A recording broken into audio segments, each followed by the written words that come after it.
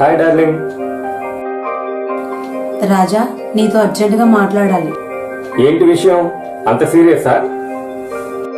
అవును, చాలా సీరియస్ విషయం. త్వరగా రా. సరే, మన మామిడి తోట దగ్గరకు వచ్చి నేను అరగంటలో వచ్చేస్తాను.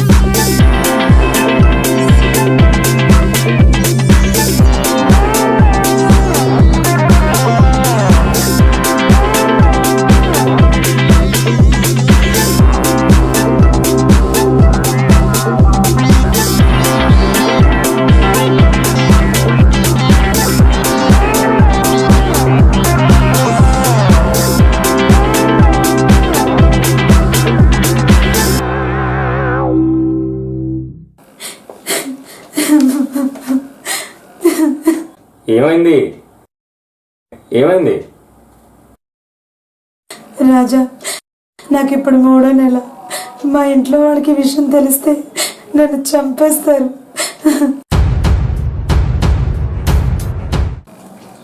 ఏంటి? ఏం మాట్లాడు? నిన్ను చంపేదాకా ఊరుకోవడం ఎందుకు? ముందు నీ కడుపులో బిడ్డని చంపే, సరిపోతుంది. అంటే నన్ను పెళ్లి చేసుకోవా? ఏంటి పిల్ల?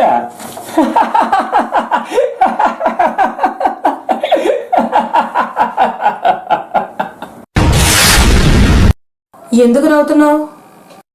తిరిగిన ప్రతిదాన్ని పెళ్లి చేసుకోవాలంటే ఈ పాటికి 100 మందికి పైగా తాళి కట్టాల్సి ఉండేది. చూడు, ఆడపిల్లకు వలేసామా, వాడేసామా, వదిలేసామా, ఇదే నా కాన్సెప్ట్. అర్థమైందా? ఇప్పుడు నా పరిస్థితి ఏంటి? నీ కడుపులో బిడ్డను చంపే, లేదా నువ్వే చచ్చిపో. చిచ్చి, నువ్వెంత నీచుడు దుర్మార్గుడు అనుకోలేదు. అవునే, నేను నీచుని, నికృష్టుని, దుర్మార్గుని, దరిద్రుణ్ణి. నీకు తెలియని ఇంకో విషయం చెప్పనా? నేను హంతకుని కూడా.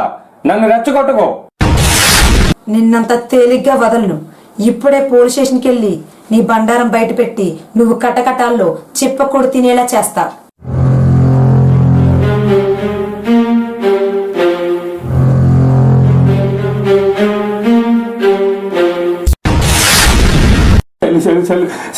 ప్లీజ్ నన్ను క్షమించు. నీ కాలు పట్టుకుంటాను. పోలీస్ కేసు ఏమొద్దు. ప్లీజ్ నన్ను క్షమించు. నేను చాలా పెద్ద తప్పు చేశాను. ప్లీజ్ నన్ను క్షమించు అని బతిమాలడానికి నేను నీ ముగ్గుని కాదే, యముణ్ణి. నాకు కోరిక వస్తే కారు పంపుతా, అదే కోపం వస్తే కాటికి పంపుతా. నా ఎదురుదిరిని ఏ అమ్మాయి బ్రతకూడదే. పదే స్వర్గం నాకు నీకు ఒకేసారి చూపిస్తా. పద రావే.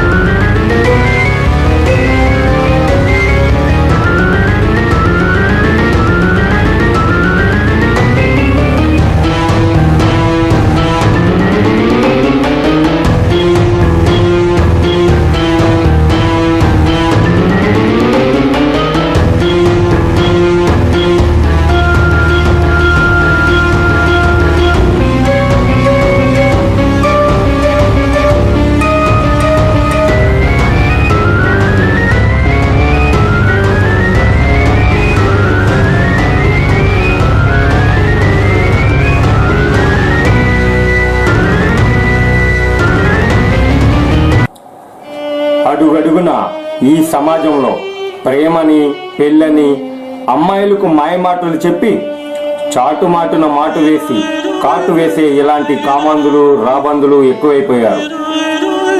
ప్రేమించమంటూ బెదిరింపులు, ప్రేమించకపోతే చేదరింపులు, దాడులు, దౌర్జన్యాలు, హత్యలు, అత్యాచారాలు, లైంగిక వేధింపులు చేసే వాళ్ళని ఊరి మధ్య ఉరితీయాలి లేదా ఊరి మధ్య తగలేయాలి.